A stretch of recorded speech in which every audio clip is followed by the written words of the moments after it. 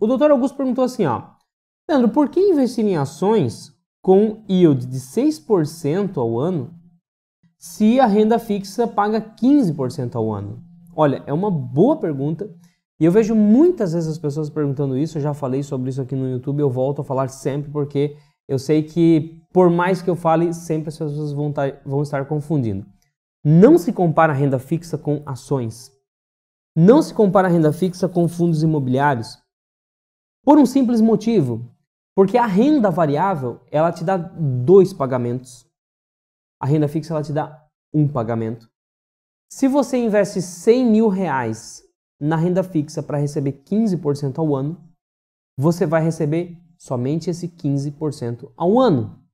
Juros compostos.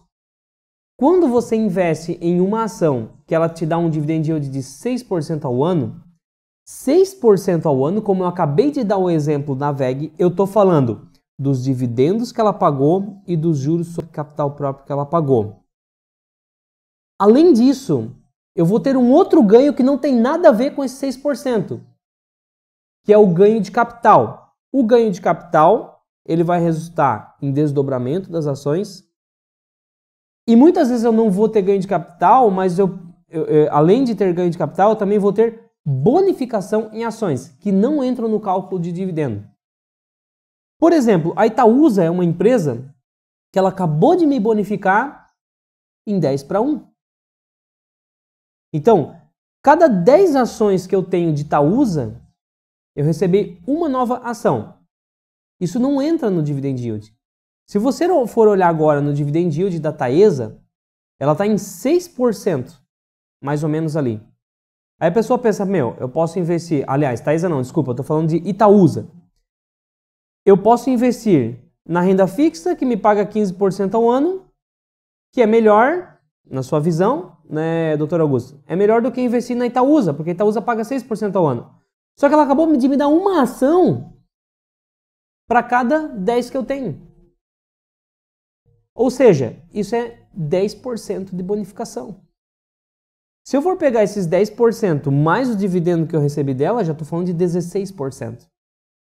Então você tem o olhar, quando eu falo de ações, é muito mais amplo. Quer ver só? Eu vou trazer até alguns exemplos para você. Eu estou com Itaúsa aqui na tela. E olha o que acontece aqui, galera. Se eu for pegar a cotação da Itaúsa, isso aqui eu estou falando de ganho de capital. Sempre a Itaúsa pagou dividendo, tá? Mas aqui eu estou falando só de ganho de capital. Imagina o cara que investiu lá em 98. Ele pagou por uma ação 32 centavos. No último ano aí, ela pagou mais ou menos só de dividendos, ela pagou na casa mais ou menos de uns 70 centavos, se eu não me engano. Só de dividendos. Então, imagina, se você comprou tava lá 32 centavos a cotação, né? Se você comprou 320 mil reais de ações da Itaúsa lá em 98, alguém foi lá e comprou 320 mil reais. Se o cara não comprou mais nada, ele só manteve essas ações, segurou.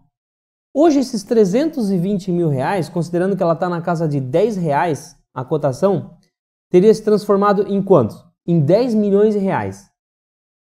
Sem contar que só o dividendo que ela pagou esse ano seria de mais ou menos 600 mil reais. Então o cara investiu 320 mil reais, ele não reinvestiu os dividendos, ele torrou tudo, e ainda assim hoje ele teria na mão dele 10 milhões de reais e teria recebido um dividendo de 600 mil reais. Só o dividendo seria o dobro do custo que ele teve para montar a posição lá atrás em 1998. Se esse camarada tivesse reinvestido os dividendos, eu não consigo nem calcular agora aqui o tamanho da valorização que seria. Mas ele teria aí pelo menos uns 20 milhões de reais investido nessa empresa e teria recebido o dobro de dividendos também.